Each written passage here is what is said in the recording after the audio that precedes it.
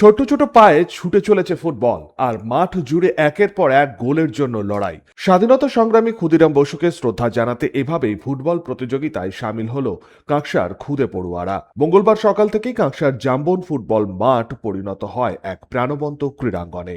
বিদবিহার অঞ্চলের 9টি প্রাথমিক বিদ্যালয়ের পড়ুয়াদের নিয়ে আয়োজিত এই ফুটবল প্রতিযোগিতাকে ঘিরে উৎসাহ উদ্দীপনায় মেতে ওঠেন পড়ুয়া থেকে অভিভাবক, শিক্ষক, শিক্ষিকা এবং এলাকার সাধারণ মানুষের উচ্ছ্বাসও ছিল চোখে পড়ার মতন। সকাল থেকেই জাম্বন ফুটবল মাঠে দেখা যায় উৎসবের ছবি।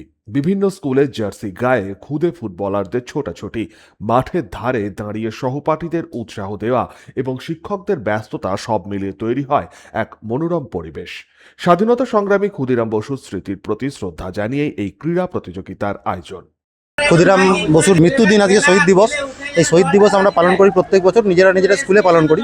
কিন্তু আজকের দিনটা আমরা একটু আমাদের অঞ্চলের প্রাথমিক স্কুলগুলো ঠিক করলাম যে আমরা একসঙ্গে এই এটা পালন করব এবং এটাকে আমরা গ্রাম বাংলায় যে খেলাধুলার যে চর্চা, সেই চর্চাটাকে আরও ত্বরান্বিত করার জন্য আমরা একটা ফুটবল প্রতিযোগিতার মাধ্যমে এই দিনটাকে আমরা পালন করব। দল অংশ নিয়েছে, 9টা দল অংশগ্রহণ করেছে বিদবিহার অঞ্চলের প্রাইমারি স্কুলগুলো থেকে, সব প্রাইমারি স্কুলের বাচ্চা। অবশ্যই প্রচুর উৎসাহ রয়েছে আমাদের এবছর শুরু, এবং আমাদের ইচ্ছা আছে যে এই টুর্নামেন্টকে আমরা আগামী দিনে আরও একটা অন্য পর্যায়ে নিয়ে যাব। হ্যাঁ, অবশ্যই যে বিজয়ী দল এবং বিজিত দল দুজনকেই পুরস্কৃত করা হবে, এবং তার সঙ্গে man of the tournament, highest goal scorer এবং যারা বিজয়ী এবং বিজিত দলের প্রত্যেক সদস্যকেই পুরস্কৃত করা হবে আলাদাভাবে।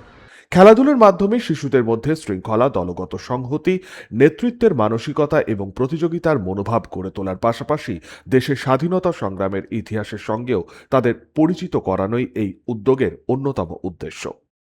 সনাতন গড়াই, 99 নিউজ বাংলা, কাঁকসা। আপনারা দেখছেন 99 নিউজ বাংলা।